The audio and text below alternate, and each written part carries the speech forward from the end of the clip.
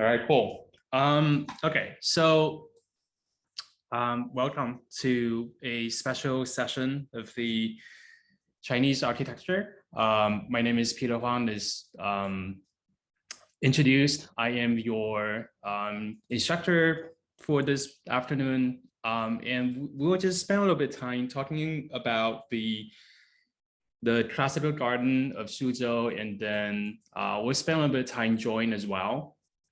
And I think more importantly, just sort of using architecture as a lens, right? And then just to understand maybe a little bit about what makes the garden so special, what's the sort of the cultural thing behind it.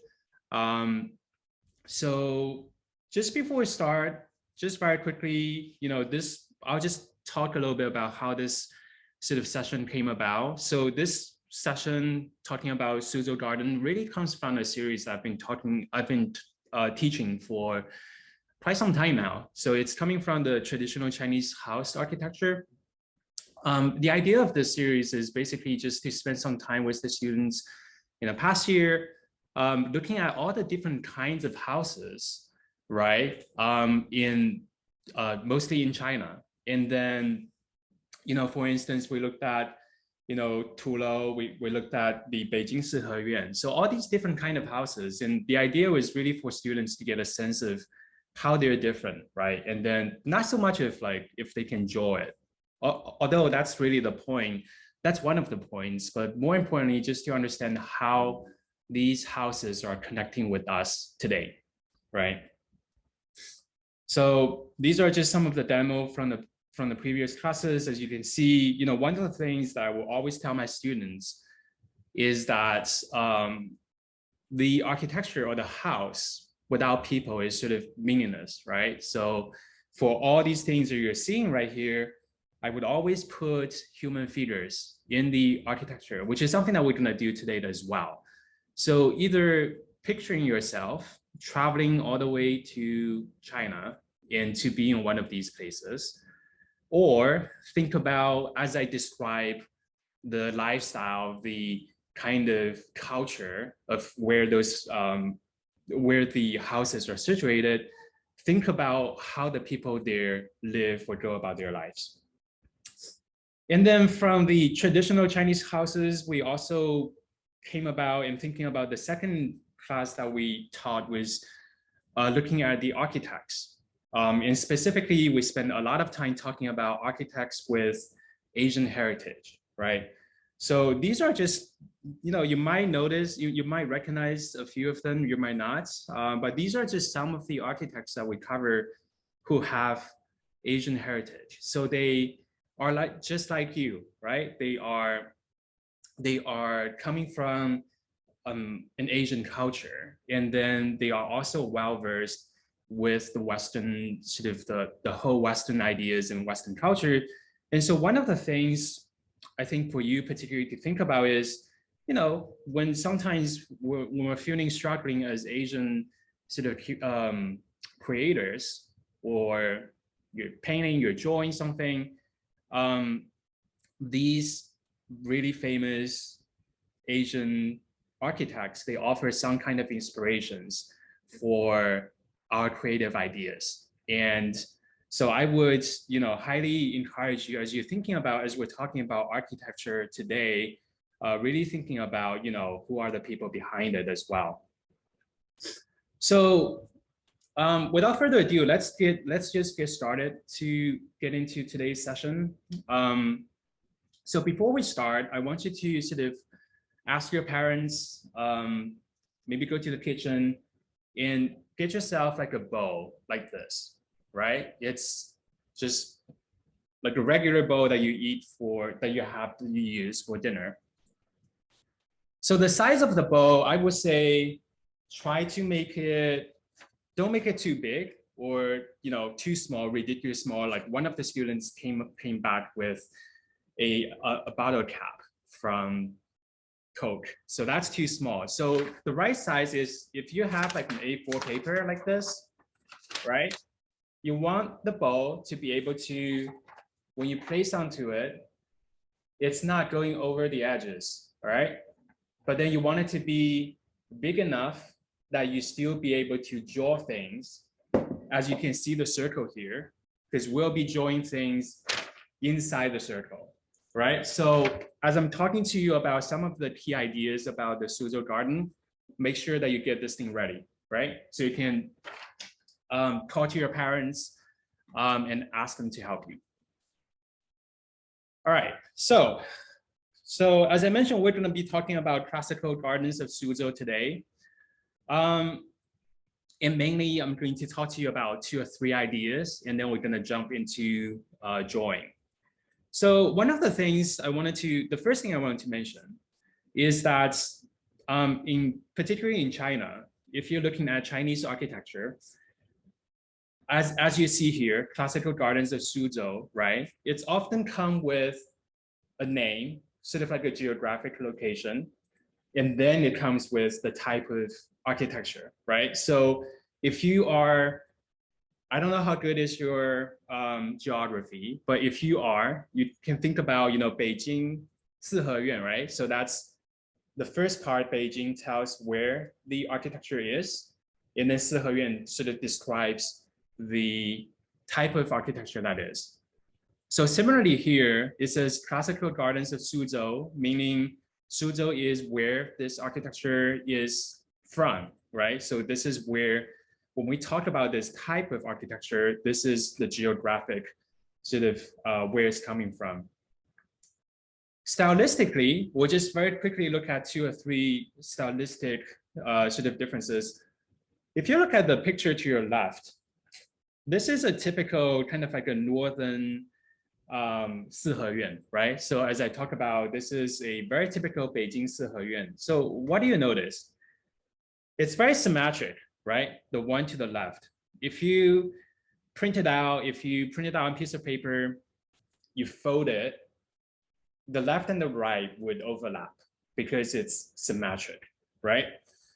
And if you look to your right, the picture to your right, which is the gardens of SuZhou, one of the key differences, as you notice, is how asymmetric it is, right? So you kind of walked in, if you picture yourself again, thinking about if you're visiting this garden yourself, the one to the left, you walk in, it's very straightforward. You'll be able to see all the different parts of the house like right away. Whereas the gardens of SuZhou, when you walk in, you kind of get lost, isn't it? There are all these trees and rocks and water in all the different parts of the houses. You kind of like almost go on to a hike. So that's one of the things I want you to remember. That is, the SuZhou garden is very organic.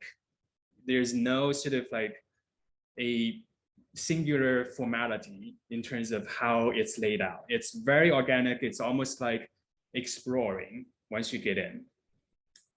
And as I mentioned, there are a couple elements that you probably will be able to spot. And here, again, I'm using some images, some drawings instead of the photos to show you some of these key elements, being artificial mountains, the water, the plants. As you will see in all the SuZhou gardens, they would all have these common elements. And the reason I'm showing you the pictures instead of the photos is so that you can see this is done by one of the very famous Chinese artists. And you can see his personal interpretation, his expression. How does he draw the artificial mountains, the stones? How does he do the water? Which later, as we're doing today's exercise, I also just want you to encourage, I want to encourage you to really be imaginative, right? So don't really think about following kind of like my style, and think about how you would draw your own stones, how you would draw your own water. And as I mentioned, water is kind of like a really important element in not just Chinese architecture, but then also Chinese culture as well. So think about what we just see in the water in a pond, right? Often they're fish, they're often goldfish. Symbolically, they mean good fortune. in Chinese culture, just very broadly speaking. So you would always see a little pond, a little, sometimes it's even like a little lake inside of these inside of these SuZhou gardens. And then mountains, artificial mountains is just another way of saying this human connection that you want it to be closer to the nature, right? And then the third picture to your right, which is the plants. This is a plum flower. And you might have heard this from your parents. In Chinese culture, there's 24 seasons, right? And so each season you're eating different food. Each season you're doing different things. Each season you're growing different plants. So by knowing that the plums sort of grow between winter and spring, you kind of understand that when this picture is painted, right? And then the last point I wanted to make, and then we can jump into the drawing today, is to look at sort of like this a little bit philosophical and a little bit abstract idea you may or may not heard of. It's called borrowed scenery. So in its very simplest term, think about when you go to a museum, you will see, like any museum, you will see the paintings being framed, right? There's a frame, there's the painting inside.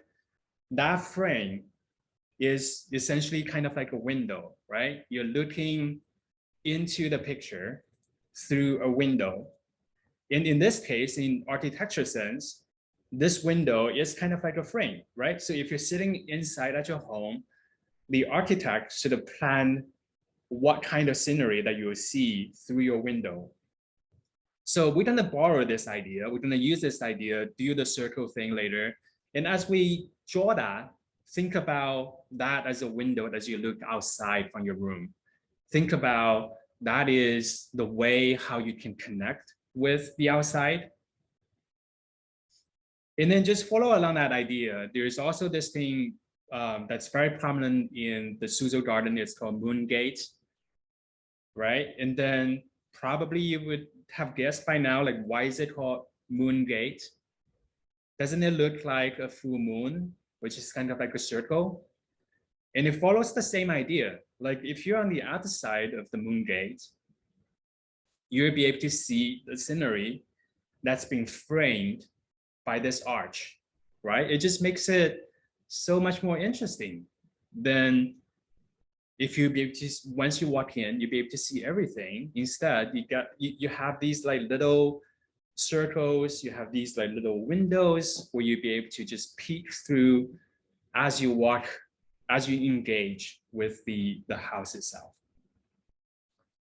All right, so I want to leave a little bit more time for you to draw today, and then we'll talk about some of these ideas as we start drawing. But essentially here, as you can see, the one to the left is a good sort of like a reference of the borrowed scenery that we're talking about, right? It has this round circle, sort of serve as a frame, and then all the SuZhou garden, as we talked about, the mountain, the artificial mountain, the pond, and the plants sort of all being framed inside that circle. And then to the right is an example I did with my previous class. So this is also what we're gonna do today. We're gonna start with drawing a circle on your paper, and then just remember that's your frame, right? And then once you've done that circle, everything sort of happens in that frame to imitate as if you were truly walking in a SuZhou garden. So some of you might, if you're using an iPad like I do, this might be a little bit easier. So as you can see, I sort of, I did my circle already because I'm using an iPad, so it's a little bit easier. But if you're using a piece of paper, again, it's also very easy. You pull out the paper, you get your bow, you press onto it, right? And then you just use, I would say, even try to use like a marker. If you have a black pen, like a really strong black pen, just use it, and then you can do like a circle to outline the bow. And then also now you understand why the size of the bow kind of matters. So you don't want it to be too small. You will not be able to put in a lot of things. If it's too big, it goes over, then you don't really get this circular frame as we just described. All right, so I'm gonna give you like a minute, and you can start laying out the circle. And then while you're doing that, I'll just quickly sort of recap what we're gonna do today and some of the things that we just saw very briefly in the examples, right? So the first thing we're gonna do, so once you have done the circle, we're gonna do a pavilion, right? So we're gonna have, as you can see just now, there are many pavilions in the SuZhou garden. So we're gonna do this. These are just some of the artificial mountains that we talked about, and just look at how sort of abstract or expressive they are. So you're not even just like drawing stone piece by piece. These are just like the lines, and you will figure it out later as we do it. And then also we're gonna do the moon gates, like right here. And then also a plum tree or whatever any other plants that you choose to do. And then eventually we're gonna do the wall. And then we're gonna put color on it. Also for the water, we're gonna put some goldfish in there. And then if you're really happy towards the end, if you're really happy with your work, you can print it out, put it on your wall, and as if it's a window looking into a SuZhou garden, right? Okay, so I know we just went through like a bunch of a lot of information, so feel free to stop me if you have any question. You can raise your hand, or you can just unmute yourself, and you can just ask me a question. So either way is fine. But if not, we'll just get started. Okay, so as I mentioned, the first thing we're gonna do is towards the right-hand side of this circle, we're gonna do a pavilion, right? We're gonna just, just do it very loosely, like we're not tracing anything.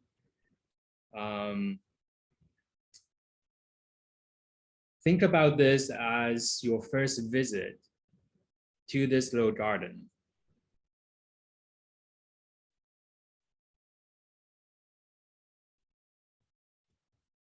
Right?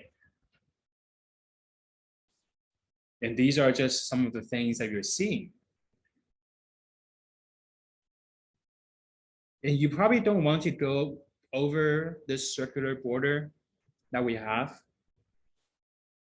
Try to stay inside. Right? So this pavilion is kind of sitting on the, part of it is sitting on the water, which we will get to in just a bit. And then for the first part, we're just gonna do the lines. We'll come back to do the colors in a little bit. All right, it's a very simple pavilion. So in the old times, the pavilion is a place where people just sort of hang out with families. They sometimes would drink tea or whatnot, or even just like a gathering place to see the views, the water, watch the fish. And then alongside, if you're done with your pavilion, just alongside it, just do some rocks. Like you don't even need to do like really neat shape. Just very loosely.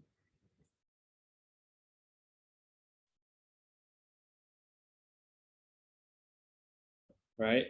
And then later we're gonna put colors on it. So these are kind of like the artificial mountains or rocks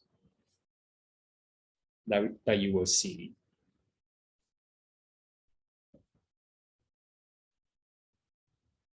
Right? And then this part is just the water, as you can see down here, which later we're gonna put in some water and then also put in some fish.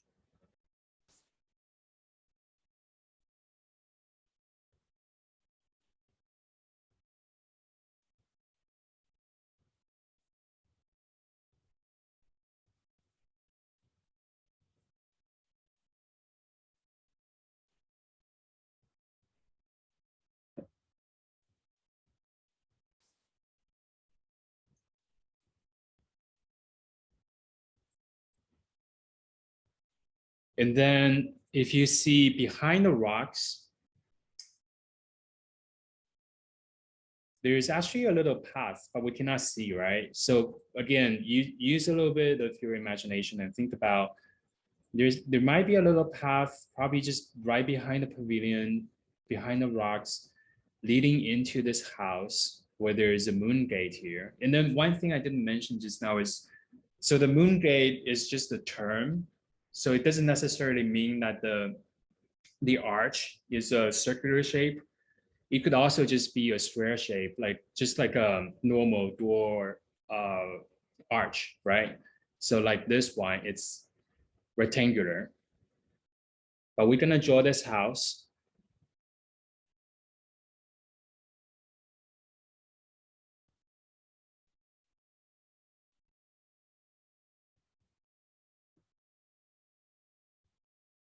We're gonna do this house, and then it has this little, just like the pavilion, it has this little tilted, like towards the end of it, it's tilted up and comes down. And we're gonna do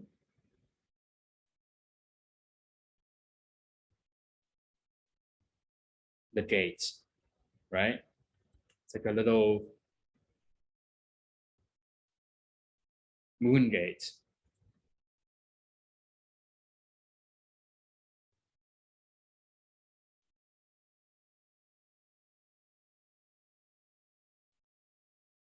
And then we can put in rest of the details.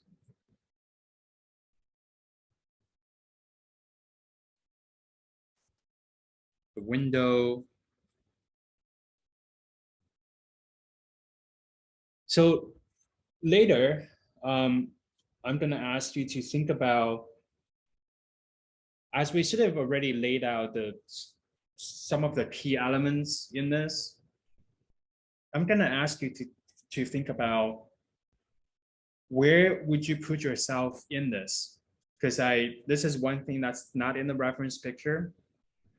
But each one of you is gonna find a place, whether it's the pavilion or whether it's under the moon gate.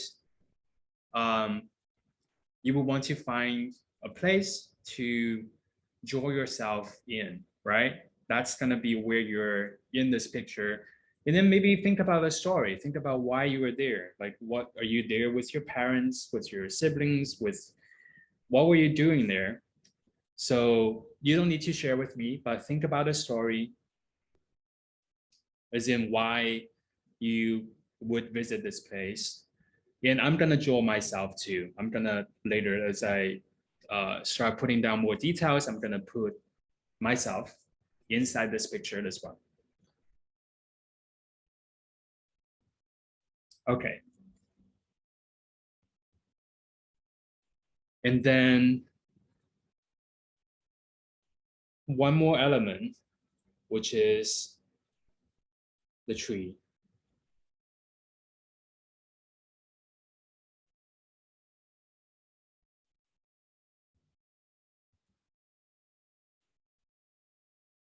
So I think this probably happens sometimes in the winter. So this is what we're drawing here. I think it's kind of like a plum tree. Um, but definitely, there's also bamboo. It's not in this picture, but if you know what bamboo looks like, you can replace this with bamboo trees as well.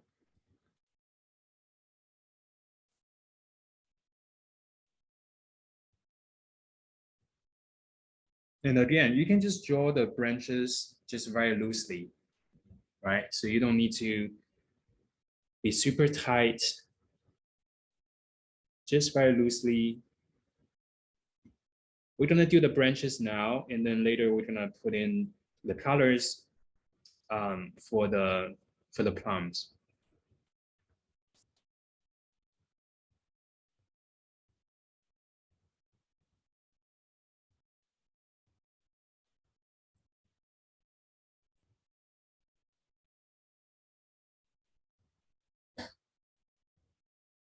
So I think there are still probably about 50 of these gardens left in SuZhou, I think in SuZhou. So if you do go visit, of course, each one of them is very different.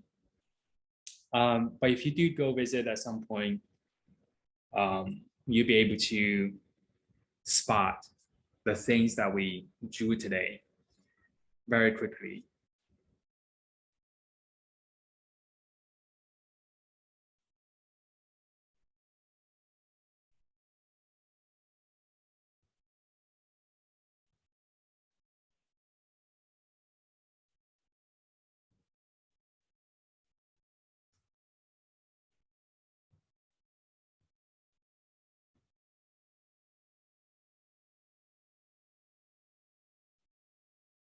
And then the last part of this is the wall.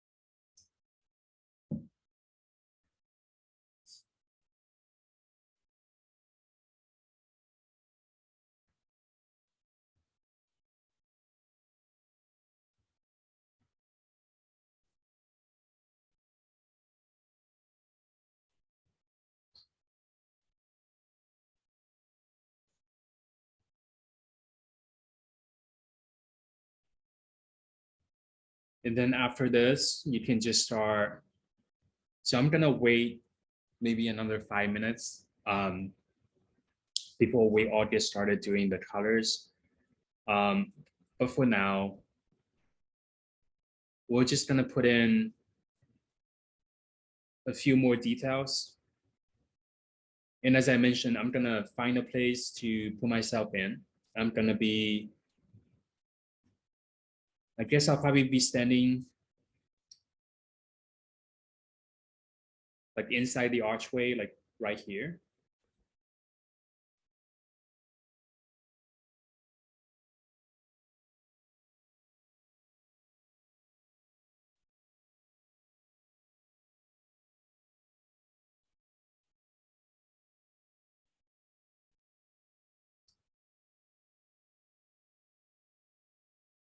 Right? You can be there by yourself, or you can have your friend. It's up to you. This is creating your own story.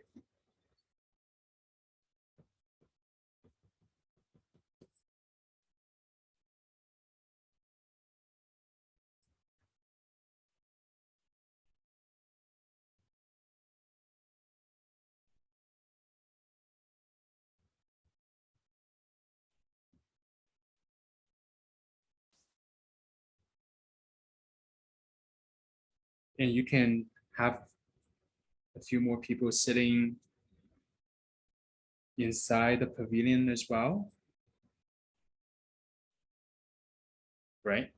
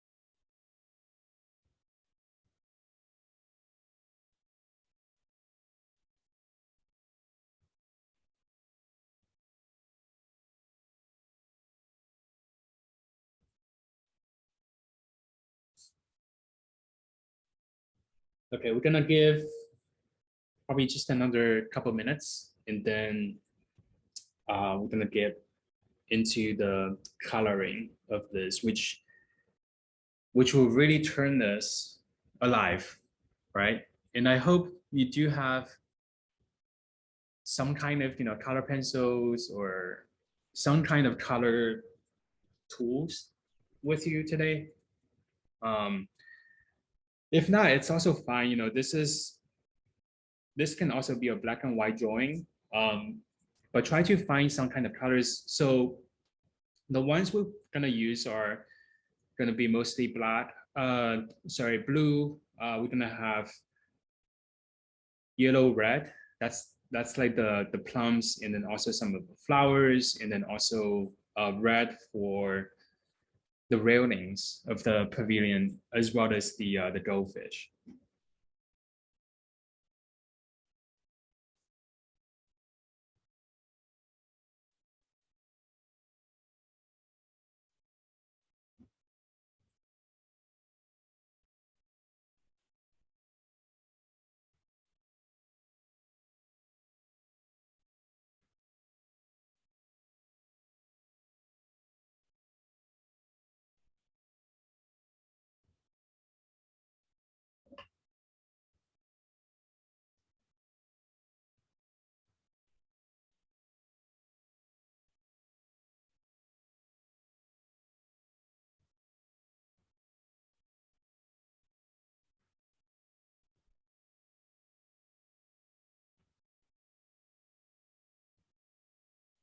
And for coloring, you don't need to have the exact same color as I do, because I'm using an iPad. So basically, the kind of colors I can get was unlimited, right? So use what you have.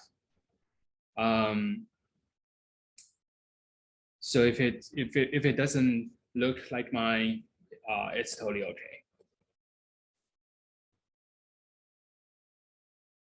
So we're gonna find a spot to start, and I would like to start with the pavilion, which is where we started in the first place, right? Just to go over it with kind of the frame, the roof. I probably can be a little bit more careful when it comes to the edges.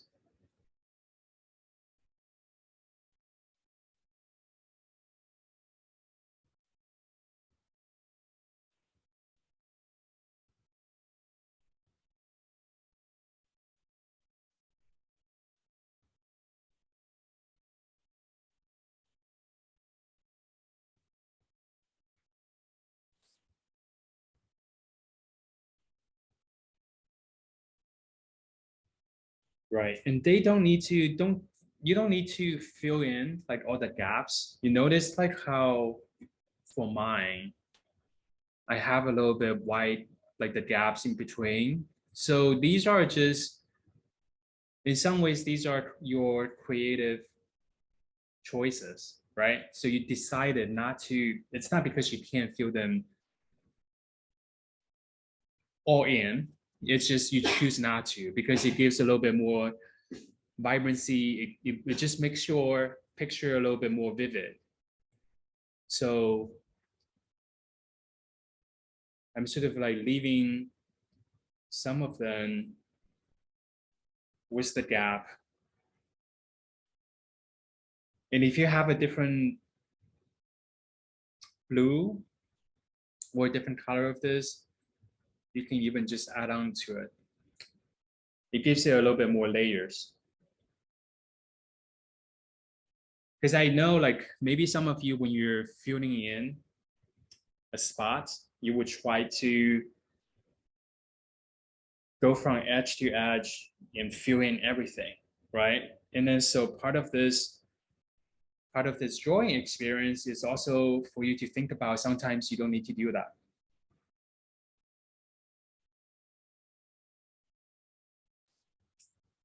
All right, and now comes my favorite part.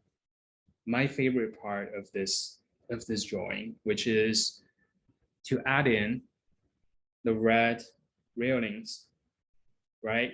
Because that's what it really pops the whole drawing. Even there's these like little woodwork under the roof, like right here. We can find a really bright red and just add it in or like sprinkle them.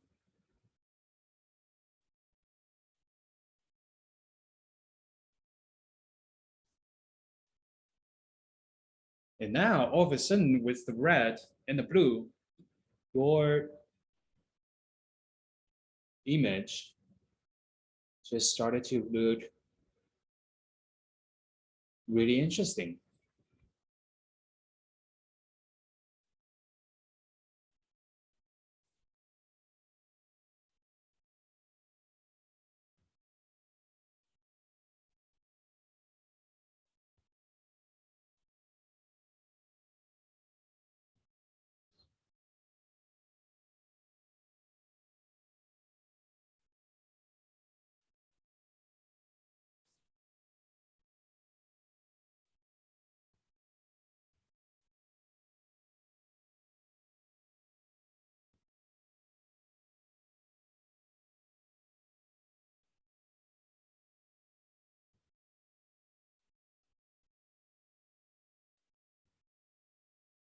And if you're using pencil for the water, you can tilt your pencil like this is an Apple pencil, but essentially it's the same as the pencil that you're using. So if you're using a pencil, tilt it sideways using the side to do the water. That way it covers a wider, right? This is like a wider space when you're doing the water because you want the water to look a little bit softer. Because if you tilt your pencil this way, if it goes more vertical, the lines that you draw out are a little bit harder. But if you tilt it sideways using the side of your pencil, things will look a little bit softer, which is what we're trying to accomplish here for the water.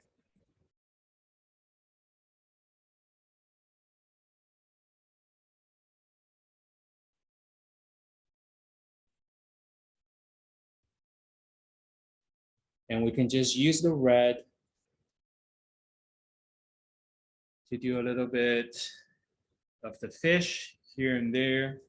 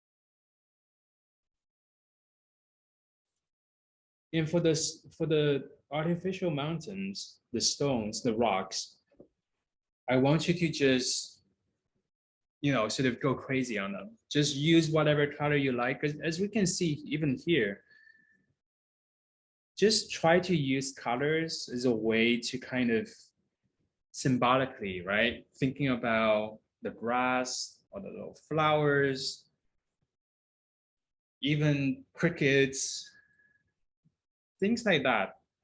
Anything from plants to little living things. You can just use color to kind of suggest them.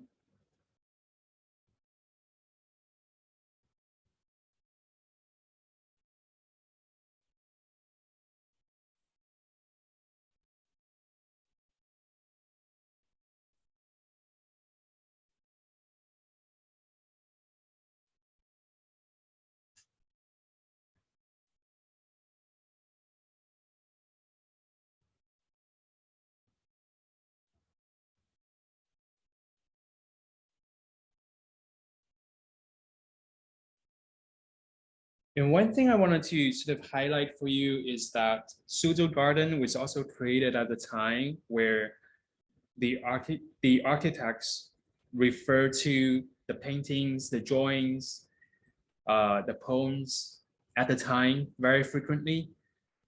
So the way that we're doing this today, the way that we're approaching this today with some of these abstract colors is also one of the ways, if you ever learn um, Chinese traditional painting, um, one of the things that you would learn is also the use of color as a suggestive kind of abstract way rather than 100% like a representational depicting what it is. So they all kind of tie to the building, the painting, everything sort of tied together for people living at the time. Okay, so we have about 10 minutes left. So I want to sort of just push on, and then I'm gonna do the plum flower. And the way I'm doing it is just by putting in some dots.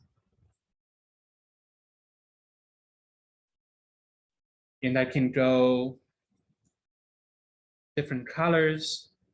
So I do one round of dots in red, and I'm gonna do one in sort of a pinkish color, right? Just dots of different sizes. Try to make them a little bit uneven.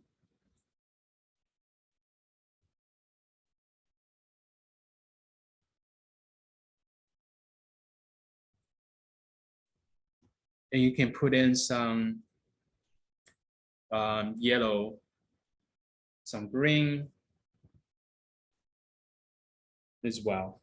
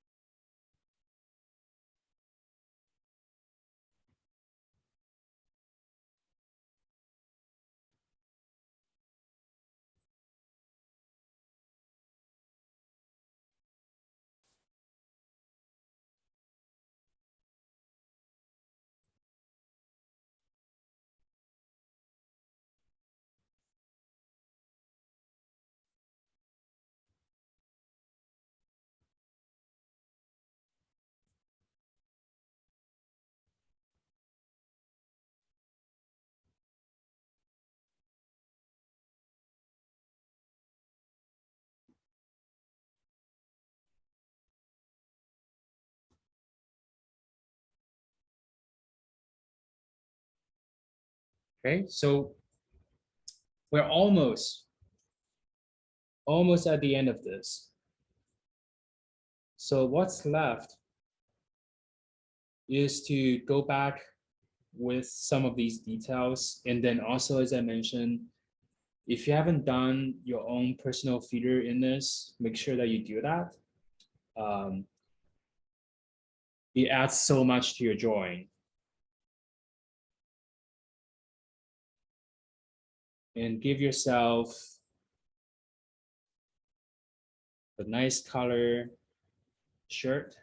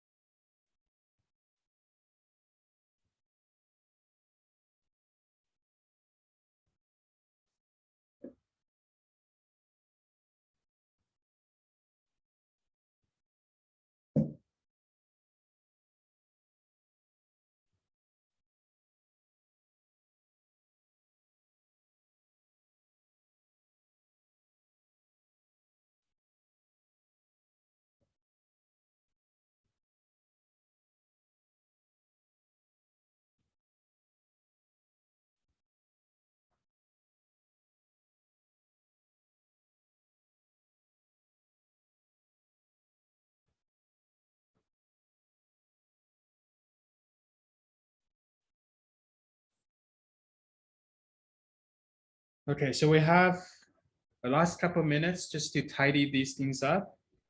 I'm also gonna remove my reference.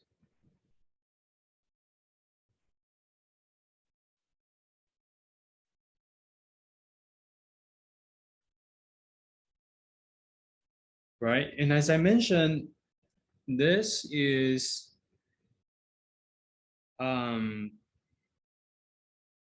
if you do it really nicely, this can actually be kind of like a gift or like a present. Um, it can be the back of a postcard, for instance, right? Um, or you can sort of just put it up and then frame it. The other interesting use of this, um, although like now we don't use it as much now, is I don't know if you've seen their fans, like not like the auto ones, but the ones that you would use your hand. Doesn't this like the round circle shape look like a fan? So in the old times, people would draw what we did today on a fan, and then during the summer, they could just use it to cool down.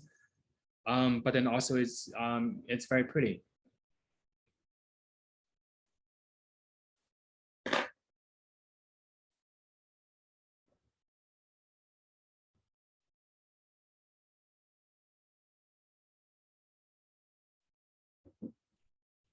Oh, and then the last thing I forgot to mention is also make sure that inside this whole circular frame, find a place when you're done to sign your name.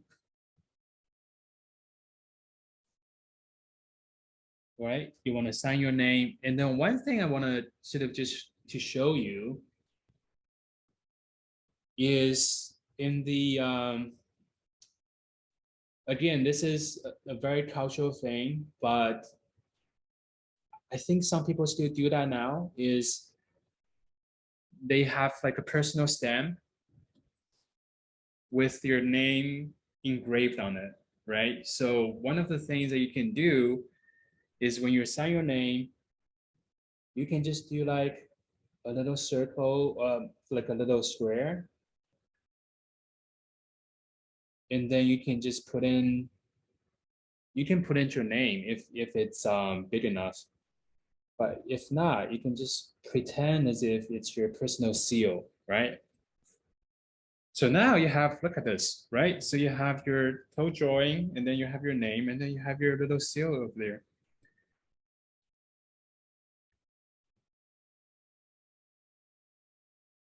Well, of course, like it's probably not going to be Peter if it goes with the seal. You probably, presumably, you have your Chinese name, so you would have, instead of putting your English name there, you probably would try to write your Chinese name. Yeah, but I think that's it for this session. I hope you enjoy this, and I hope you learn maybe just a thing or two about the SuZhou garden, some of the meanings behind some of their elements and components. And yeah, if you have any questions, feel free to let us know, let the organizers know. But other than that, I'll just pass it back to the organizer. Yeah. Hey, Mr. Huang, thank you so much. Do you have